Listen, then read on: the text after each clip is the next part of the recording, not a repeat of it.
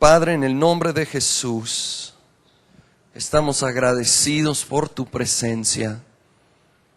Y ahora pedimos que tu presencia continúe sobre tu palabra, que hables a nuestros corazones. En el nombre de Cristo Jesús. Amén. Hoy voy a concluir la serie de Saliendo de la Cueva que hemos estado considerando, de esa ocasión que David tuvo que salir huyendo del rey Saúl que lo quería matar y fue a la cueva de Adulam. Y leemos nuevamente de esto en 1 de Samuel capítulo 22, los primeros 2 versículos. Yéndose luego David de allí, huyó a la cueva de Adulam, y cuando sus hermanos y toda la casa de su padre lo supieron, vinieron allí a él. Versículo 2, y se juntaron con él todos los afligidos, todo el que estaba endeudado y todos los que se hallaban en amargura de espíritu, y fue hecho jefe de ellos y tuvo consigo como 400 hombres. Ya hemos considerado estas primeras 2 situaciones, los afligidos, los endeudados, y si no estuviste, yo quiero animarte a conseguir esos mensajes en cassette o en CD. Pero lo que vemos es que estos hombres fueron atraídos a David, y en parte porque sin duda David estaba enfrentando estos desafíos también. Estuvimos considerando cómo él tuvo que enfrentar este tiempo de aflicción difícil, ya que tuvo que abandonar su hogar y todo, y estar huyendo, viviendo en cuevas, en situaciones deplorables, apenas salvando su vida. ¿Y cómo pudo salir de esa cueva? ¿Y cómo pudo vencer primeramente la aflicción? Acordándose de los beneficios y bendiciones de Dios y dándole gracias, ofreciendo sacrificio de alabanza, enfocándose en lo que Dios había hecho y su fidelidad. También la deuda o escasez. David tuvo que huir sin nada. Cuando llega con el sacerdote, un capítulo antes, ni pan tenía, nada. Sin embargo, él aprendió a confiar en la provisión diaria de Dios. Él mucho después escribió: joven fui envejecido, pero nunca he visto a justo desamparado, ni su descendencia que mendigue pan. Él aprendió a confiar diariamente en la provisión de Dios, y es lo que nosotros también necesitamos hacer. Pero también nos menciona que llegaron los que estaban amargados en espíritu, y sin duda David tuvo que luchar con esto también.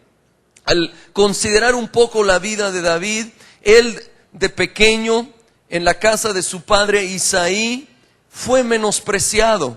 Lo vemos expresado fuertemente el día que el profeta Samuel fue para ungir al siguiente rey de Israel. Pide ver a todos los hijos de Isaí y ni siquiera incluyen a David. No lo invitan, no lo toman en cuenta para un momento tan importante. Tiene que insistir el profeta Samuel: ¿no tienes algún otro hijo? Porque ninguno de estos es.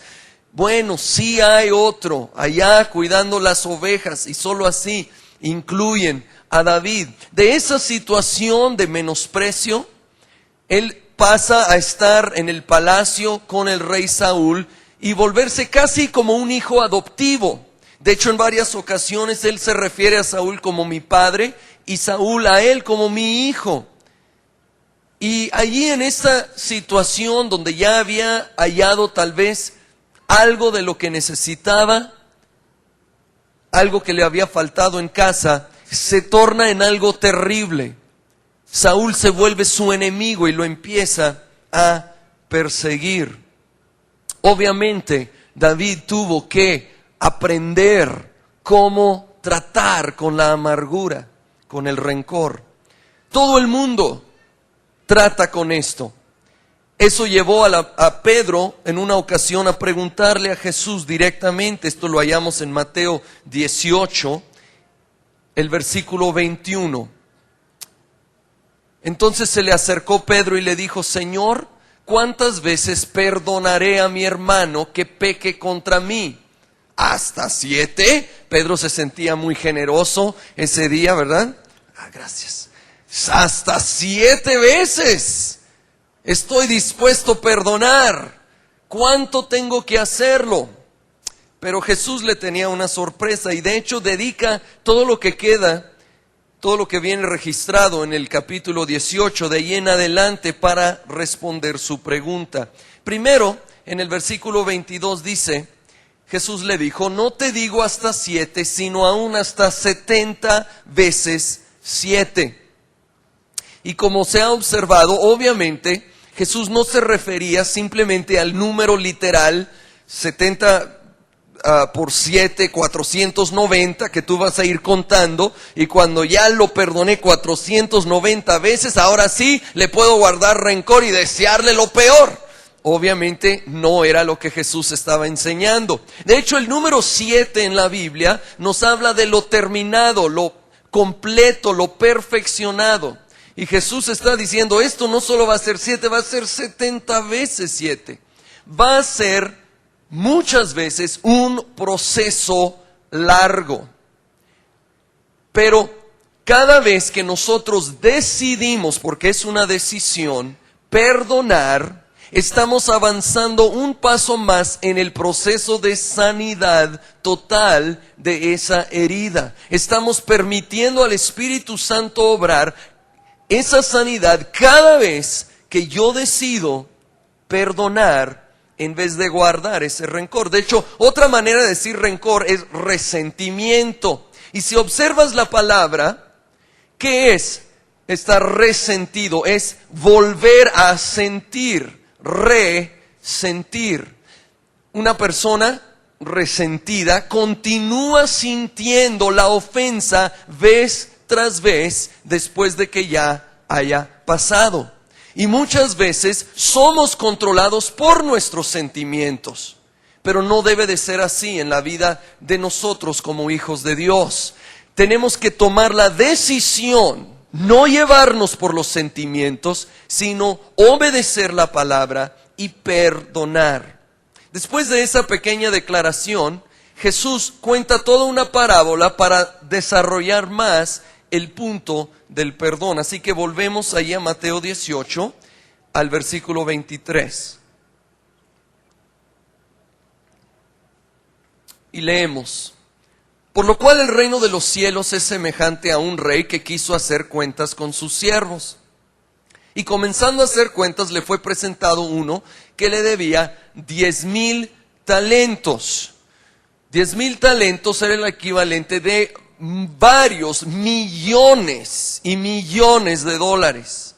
Era una cantidad fuertísima, imposible de pagar realmente para una sola persona. A este, como no pudo pagar, ordenó su señor venderle y a su mujer e hijos y todo lo que tenía para que se le pagase la deuda. Entonces aquel siervo postrado le suplicaba diciendo, Señor, ten paciencia conmigo y yo te lo pagaré todo. El señor de aquel siervo, movido a misericordia, le soltó y le perdonó la deuda. Ahora entendamos, esta parábola nos representa a nosotros. Nosotros somos ese deudor. El Señor o el amo es Dios. Y nosotros venimos ante Él con una deuda impagable. Nuestros pecados, nuestra vida, todo lo que hemos pecado, lo que habrá en el futuro, todo lo que hubiéramos hecho si su gracia no nos hubiera rescatado. Y ante esa deuda imposible de pagar, Dios en su misericordia dice, te perdono, te perdono. Increíble.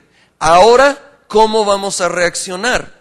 Pues ojalá ahí terminara la parábola y todo estaría muy feliz. Pero no ha terminado. Vamos al versículo 28. Pero saliendo aquel siervo, halló a uno de sus consiervos que le debía 100 denarios. Un denario era en promedio un día de salario, entonces 100 días de salario. Era una cantidad considerable, más una pequeñez, una nada comparado con los 10,000 talentos. Le debía 100 denarios y haciendo de él le ahogaba diciendo, págame lo que me debes. Entonces su consiervo, postrándose a sus pies, le rogaba diciendo: ten paciencia conmigo y yo te lo pagaré todo. Mas él no quiso, sino fue y le echó en la cárcel hasta que pagase la deuda.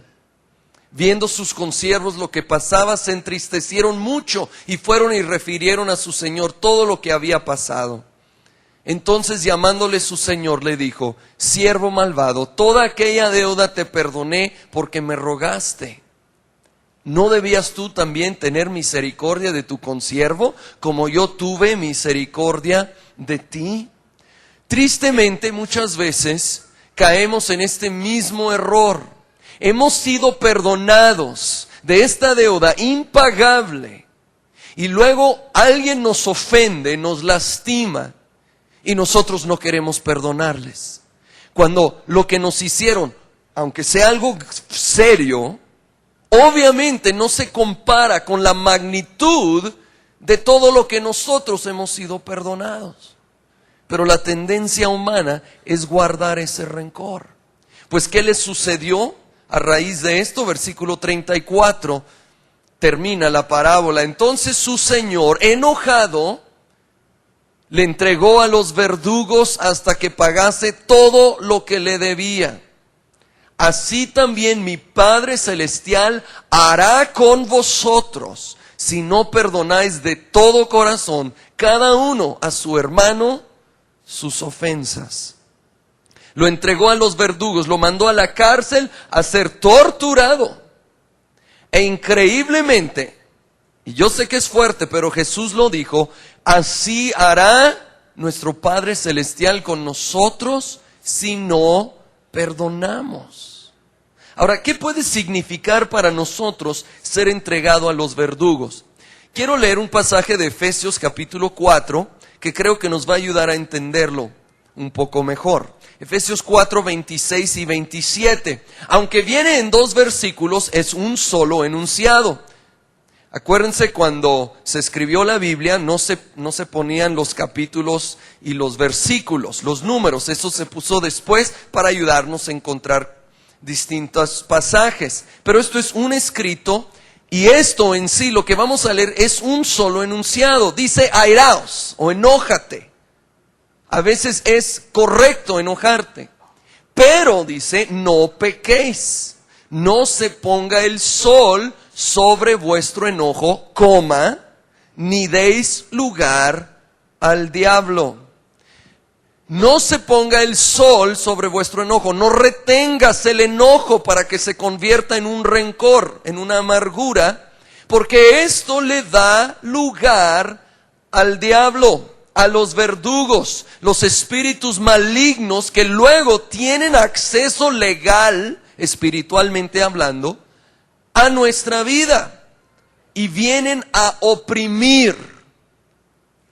El rencor causa problemas espirituales, desde enfriamiento hasta rebelión, problemas emocionales, desde ira hasta depresión, aún problemas físicos. Muchas enfermedades tienen su raíz en el rencor.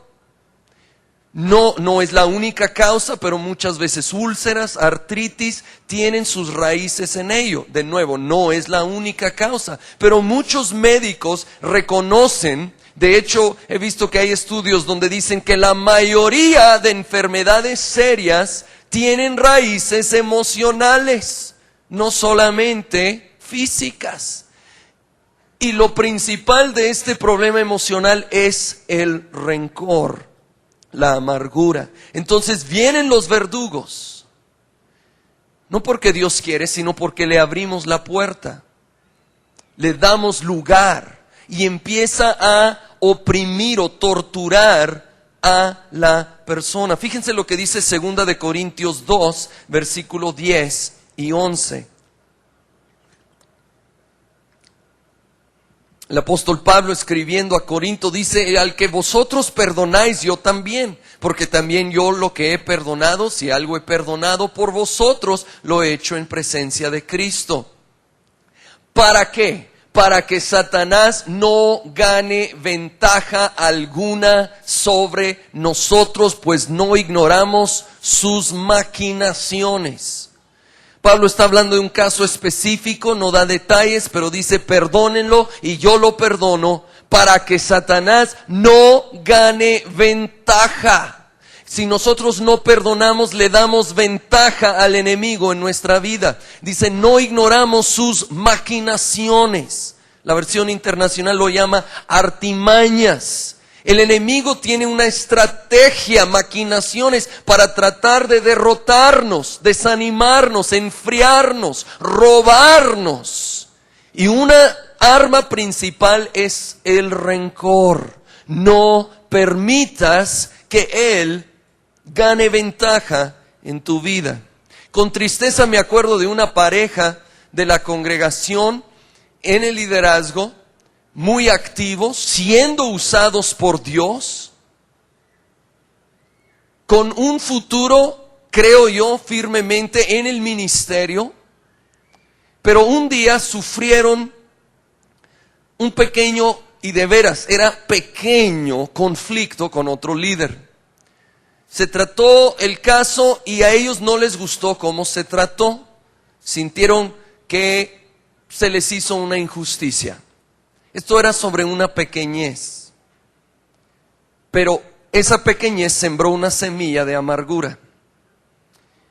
Empezaron a alejarse un poco, a distanciarse un poco del liderazgo. Se buscó, se habló con ellos en varias ocasiones. Se buscó una restauración, pero no querían. Algo estaba estorbando. Se fue haciendo más distantes, más fríos. Con el tiempo dejaron sus ministerios. De nuevo, líderes, amigos allegados a ellos de la congregación los buscaban. Buscaban la restauración. Les hablábamos claramente de los planes de Dios para ellos y sin embargo la raíz de amargura siguió ahí. Con el tiempo dejaron de congregarse y lo último que supe, no se congregaban en ningún lado, se habían enfriado totalmente en su relación con Dios o abandonado tal vez por completo su fe. ¿Cómo es posible que por una pequeña diferencia, un pequeño conflicto, se puedan perder planes y propósitos y sueños y visiones que Dios tiene?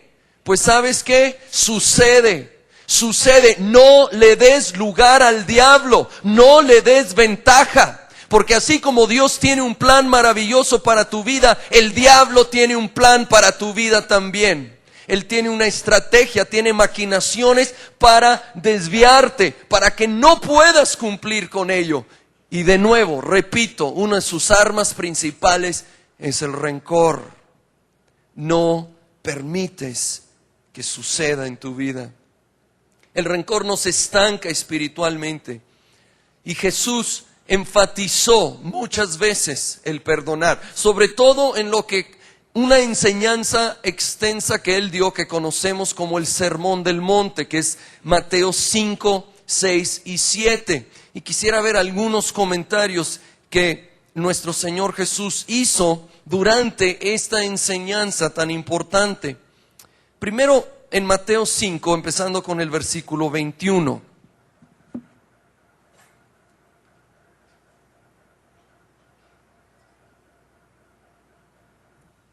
Mateo 5, 21. Jesús dice, oíste que fue dicho a los antiguos, no matarás, y cualquiera que matare será culpable de juicio.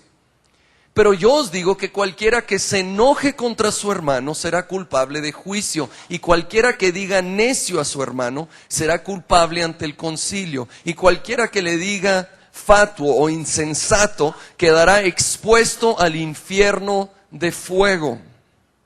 Por tanto, si traes tu ofrenda al altar y allí te acuerdas de que tu hermano tiene algo contra ti, deja ahí tu ofrenda delante del altar y anda, reconcíliate primero con tu hermano y entonces ven y presenta tu ofrenda. Dice Jesús que si vamos a ir ante su altar con una ofrenda, con un sacrificio de alabanza, si vamos a buscar a Dios en oración, en cualquier contexto se aplica, y nos acordamos que tenemos un conflicto, hay un asunto pendiente que no ha sido perdonado, debemos de primero ir, pedir perdón, perdonar, hacer todo lo que hay de nuestra parte. Obviamente si el otro no está dispuesto, ya será responsabilidad de él. Pero nosotros hacer nuestra parte de pedir perdón, perdonar, y luego podemos ir libremente ante la presencia de Dios, ante el altar. Quiero hacer una pequeña aclaración. Debes de ir y hablar con la persona si los dos están conscientes de que hubo un conflicto.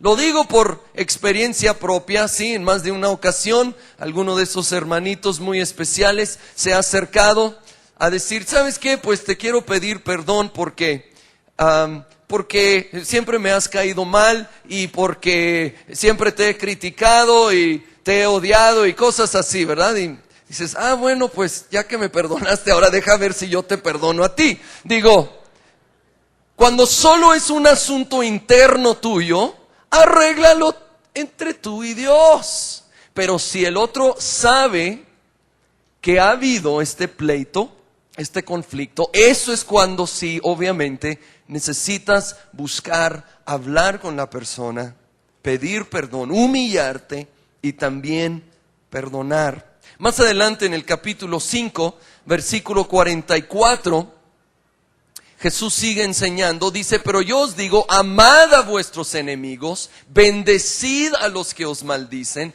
haced bien a los que os aborrecen y orad por los que os ultrajan y os persiguen. Nos llama a amar, bendecir, hacer bien, orar por las personas difíciles en nuestra vida.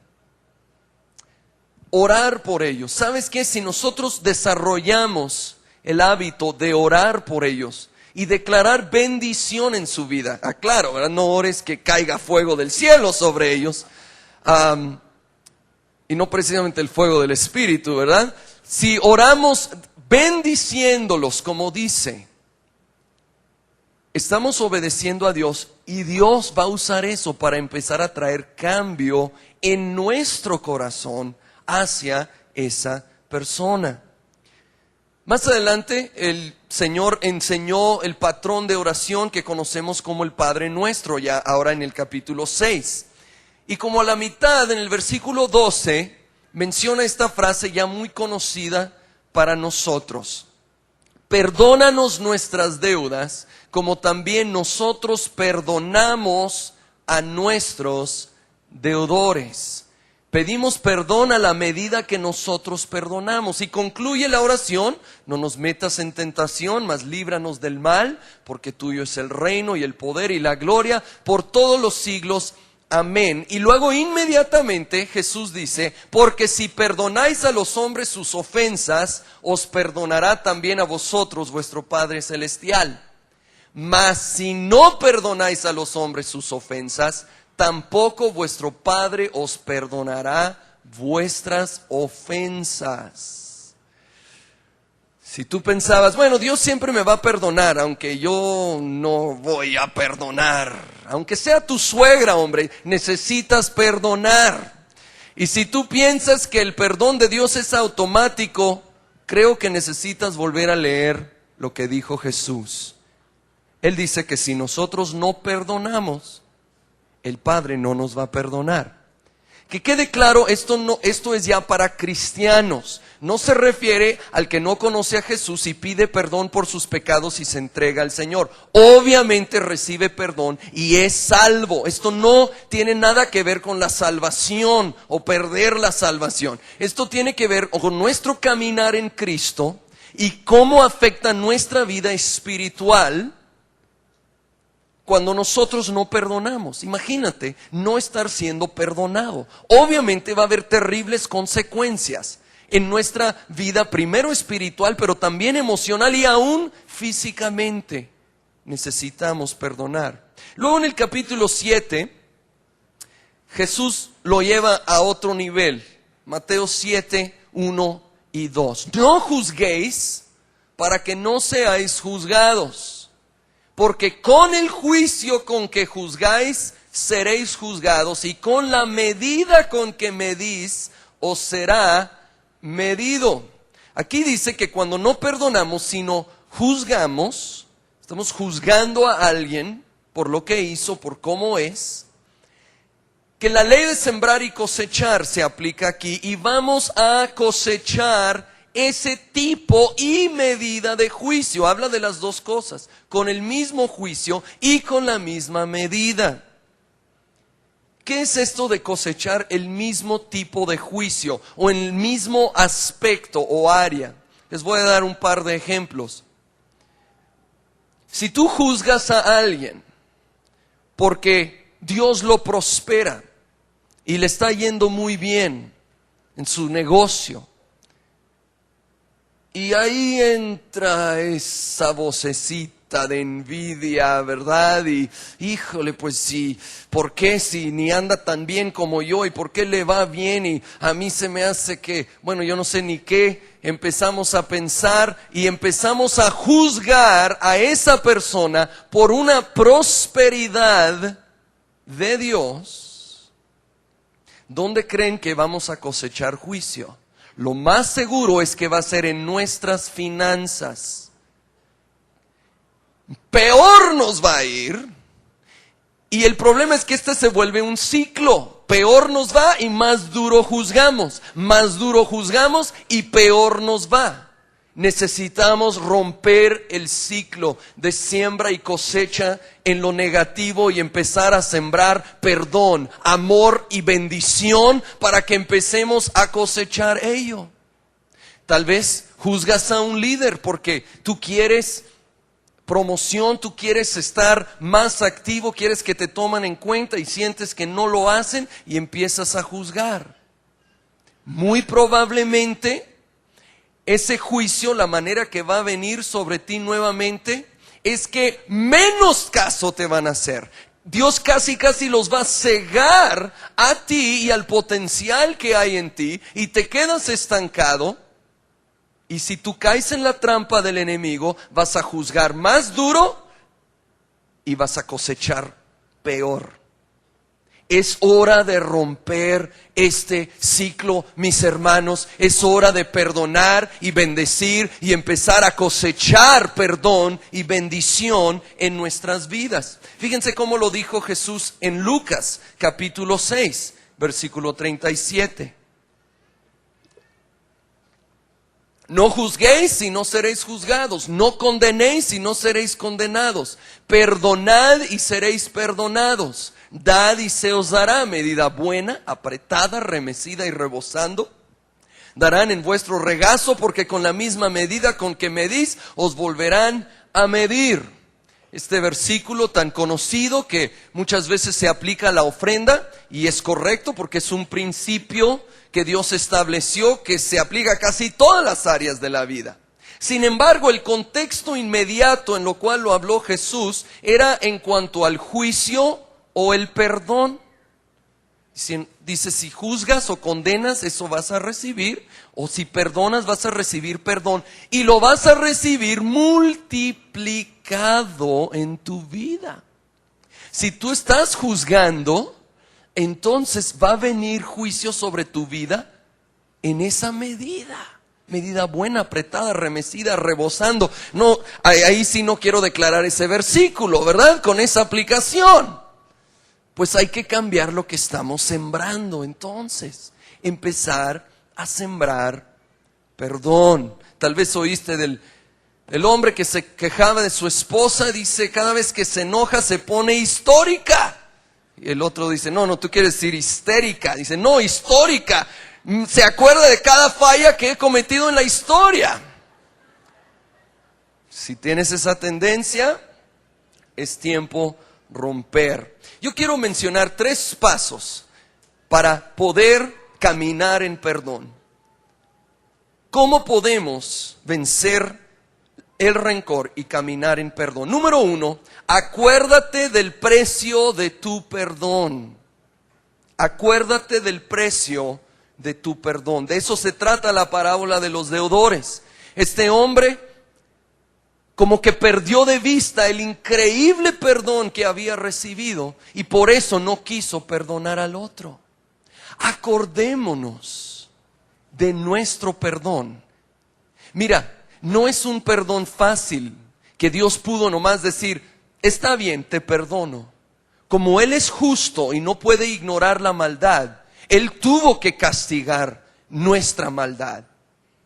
Pero en vez de nosotros sufrir el castigo, lo derramó sobre su Hijo Jesucristo en la cruz. Esto es el precio de nuestro perdón.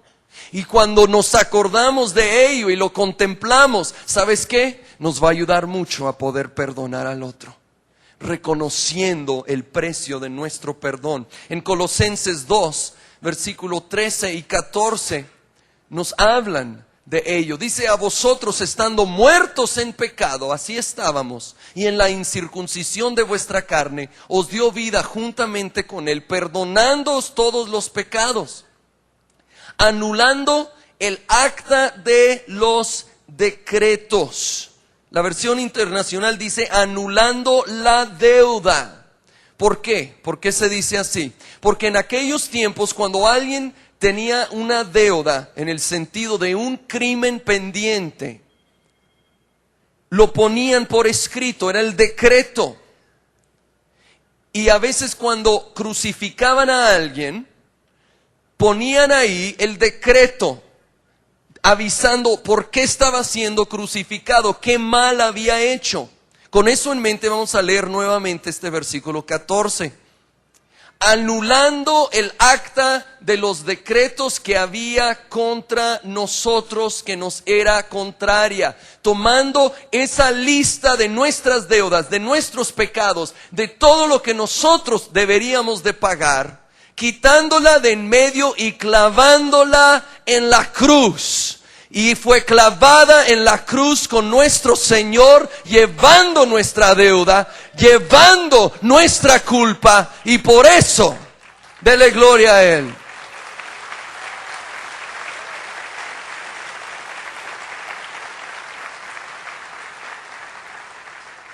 Por eso, ¿cómo no perdonar nosotros?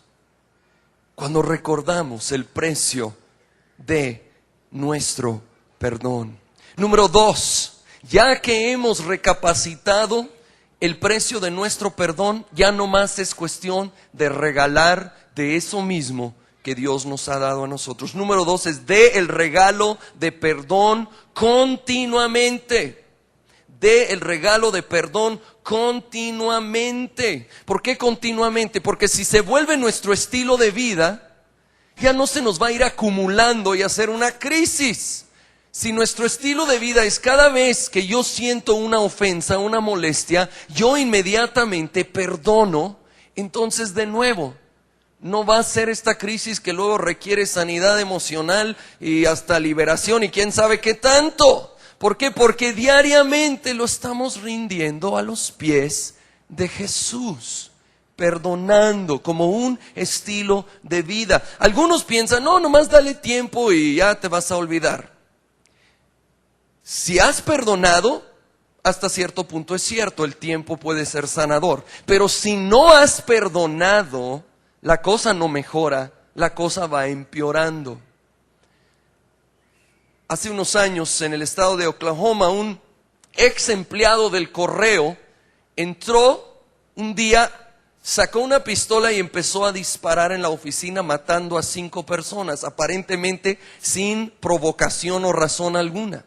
Pero al investigar resulta que un año exactamente antes, él no había recibido una promoción que él sentía que merecía, se lo habían dado a otra persona. Un año después estalla este hombre. Yo me imagino que en el momento sí estaba molesto, pero no al grado de hacer algo así. Pero un año de darle vueltas, un año de dejar esas raíces de amargura, envenenarse más y finalmente estalló. De nuevo, es un caso extremo. Quiero pensar que no hay alguien aquí al punto de eso, pero ujieres, estén listos de todos modos, por favor. Pero el principio es el mismo. Las cosas no mejoran, sino mientras no perdonas, se van empeorando. Necesitamos perdonar continuamente. Ahora, la palabra perdón en sí nos da una clave de cómo se hace esto, porque algunos dicen, es que no merece ser perdonado. Mira, de acuerdo, pero si lo merecía no tendrías que perdonarlo. En sí la palabra perdón está compuesta de per y de don. Don quiere decir regalo. Dios nos llama a recibir su regalo no merecido de perdón y dar un regalo no merecido. Perdón. Ya no des per merecido. Eso todo el mundo lo da. Jesús nos llama al nivel de regalar lo que no merece esa persona, porque tú y yo hemos sido perdonados sin merecerlo también. Mateo 18 dice, de gracia recibisteis, dad de gracia. De gracia, sin merecerlo, hemos recibido, ahora nos toca dar en esa misma gracia. Y número 3, bendice al que te ofende. Primera de Pedro 3, versículo 9. Primera de Pedro 3, 9 dice, no devolviendo mal por mal, ni maldición por maldición, sino por el contrario, bendiciendo, sabiendo que fuisteis llamados para que heredaseis bendición. Dios tiene una herencia de bendición para nuestra vida. Pero dice que clave para recibirla es que cuando recibimos mal o maldición o somos lastimados, ofendidos, no regresemos mal por mal, sino bendiciendo. Y cuando decidimos bendecir aún al que no nos trató bien, podemos recibir esa herencia de bendición en nuestra vida. No dejes que el diablo te robe de esa herencia de bendición, metiendo ahí ese espíritu de rencor y de amargura. Toma la decisión de caminar en el perdón, día por día, 70 veces 7, cada vez que te acuerdas de algo y todavía duele. Esa es la manera de saber si ya terminaste o no, si llegaste a los 70 veces 7. Si todavía te incomoda, te duele, te molesta, hay que decidir perdonar nuevamente. Cuando ya no sientes nada, es que ya la obra fue completa. Pero mientras tanto, sigamos día con día bendiciendo y vamos a recibir esta herencia de bendición. Ahora, ¿qué quiere decir bendiciendo a la persona? Principalmente, esto es en nuestro tiempo de oración. Es hablar bien, bendecir, declarar bienestar a esa persona. En la carne le deseamos lo peor, pero necesitamos decidir vivir en el espíritu y pedir por su bienestar, por su familia. Si tiene una debilidad que provoca que esté lastimando, podemos pedir que Dios le ayude a vencerlo, pero para que sea bendecido, ¿sí? Cuando nosotros empezamos a bendecir a esa persona con nuestras palabras, créeme que cosas van a empezar a cambiar en nuestra vida, ¿sí? Nuestro corazón va a empezar a cambiar hacia él o hacia ella y vamos a empezar a cosechar bendición en vez de juicio. El perdón es poderoso. Leí de un caso increíble, una mujer cristiana que sufrió una violación y ante este terrible acto, ella luchó para poder perdonar al hombre culpable. Finalmente, ella sintió que lo había perdonado. Para esto él había sido hallado, juzgado, sentenciado y enviado a la prisión. Pero con el tiempo ella sentía todavía una lucha y se dio cuenta que no lo había perdonado completamente. Y sintió la convicción del Espíritu Santo de que necesitaba ir a la prisión y declararle su perdón cara a cara. Algo difícil, por supuesto, pero decidió obedecer. Fue a la prisión y ahí a los ojos le declaró su perdón. Ella dice que sintió una libertad extraordinaria a raíz de eso, tanto que comenzó un ministerio para ayudar a mujeres maltratadas y que habían pasado por cosas similares. Pero no solo ella fue impactada, el hombre fue impactado, tanto que se arrepintió genuinamente y entregó su vida a Jesucristo. Empezó a caminar con el Señor y tuvieron algo de contacto mientras él estaba en la prisión.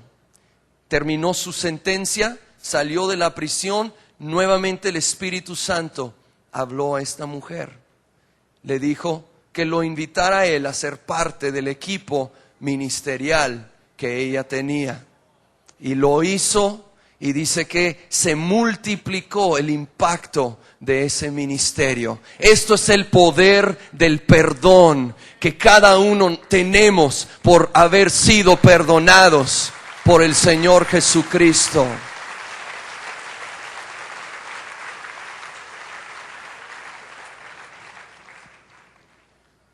Pues David se encontraba en la cueva, como mencioné, luchando sin duda para poder perdonar a Saúl, el hombre que él había servido fielmente, y ahora se había vuelto su peor enemigo, lo estaba persiguiendo, lo quería matar. Qué difícil situación. Pero David lo perdonó, lo sabemos, porque más adelante sale de ahí de la cueva de Adulam, pero como Saúl lo sigue persiguiendo, al rato está escondido en otra cueva. Y en eso los hombres de Saúl se acercan a la cueva sin saber que David está ahí, y Saúl entra. Y ese grupo de hombres, los afligidos, endeudados, amargados, de repente se ponen muy espirituales, ¿sí? Y le dicen: oye David, esto es de Dios, Dios te lo ha traído, acaba con él. Qué fácil acabar con Saúl, estaba solito allí en la cueva. Pero ¿qué hizo David? Primera de Samuel 24, versículo 6, leemos: y dijo a sus hombres: Jehová me guarde de hacer tal cosa contra mi señor, el ungido de Jehová, que yo extienda mi mano contra él, porque es el ungido de Jehová. Así reprimió David a sus hombres con palabras y no les permitió que se levantasen contra Saúl. Y Saúl, saliendo de la cueva, siguió su camino. También David se levantó después y saliendo de la cueva dio voces detrás de Saúl diciendo: mi señor el rey. Y cuando Saúl miró hacia atrás, David inclinó su rostro a tierra e hizo reverencia. Y dijo David a Saúl: ¿por qué oyes las palabras de los que dicen: mira que David procura tu mal? He aquí, han visto hoy tus ojos cómo Jehová te ha puesto hoy en mis manos en la cueva, y me dijeron que te matase, pero te perdoné. Te perdoné. Y esto es el reflejo no solo de perdonarle la vida en ese momento. Él lo había perdonado. Te perdoné porque dije: no extenderé mi mano contra mi Señor, porque es el ungido de Jehová. Y mira, Padre mío, le sigue diciendo: Padre mío, a Saúl, mira la orilla de tu manto en mi mano, porque yo corté la orilla de tu manto y no te maté. Conoce pues y ve que no hay mal ni traición en mi mano, ni he pecado contra ti. Sin embargo, tú andas a casa de mi vida para quitármela. David perdonó. Y por perdonar, él pudo salir de la cueva. Salió de la cueva para cumplir el llamado de Dios sobre su vida y ser el más grande rey en lo natural en la historia de Israel. Si él no hubiera perdonado, él hubiera matado ahí a Saúl, y estoy seguro que la historia hubiera sido muy diferente. Quizá hubiera sido rey hasta más pronto, pero no el gran rey que Dios levantó. Y estoy convencido que no conoceríamos a Jesús como el hijo de David, porque hubiera escogido otra descendencia, otro linaje. Pero David perdonó, David se mantuvo puro, libró su corazón de ese rencor y pudo salir de la cueva y cumplir el propósito de Dios para su vida. Dios tiene un propósito para tu vida. Sal de la cueva. Si has estado bajo amargura, bajo rencor, hoy es el día. Decide perdonar. Acuérdate del precio de tu perdón. Decide perdonar y empieza a bendecir. Lo bueno es que no lo vas a tener que hacer solo. No, Jesús nos va a ayudar. Porque saben, Jesús es un experto en salir de cuevas. Él fue enterrado en una cueva y 3 días después Él salió victorioso, venciendo a la muerte y al pecado y dándonos a nosotros la victoria también.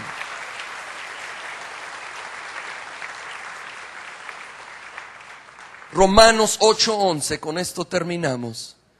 Lo dice así: si el espíritu de aquel que levantó de los muertos a Jesús mora en vosotros, el que levantó de los muertos a Cristo Jesús vivificará también vuestros cuerpos mortales por su espíritu que mora en vosotros. El espíritu de Dios que levantó a Jesús, lo sacó de la cueva, venciendo la muerte, ahora vive en ti. Vive en mí y nos llevará a vivir en victoria si nosotros le permitimos, si nosotros caminamos en sus principios.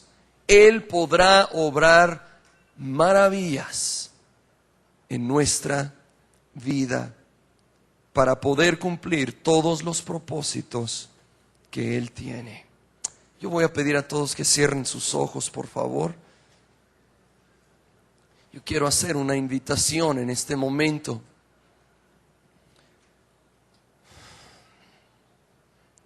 Ese perdón tan increíble que Jesús nos dio en la cruz del Calvario tiene una muy clara condición conforme a las Escrituras.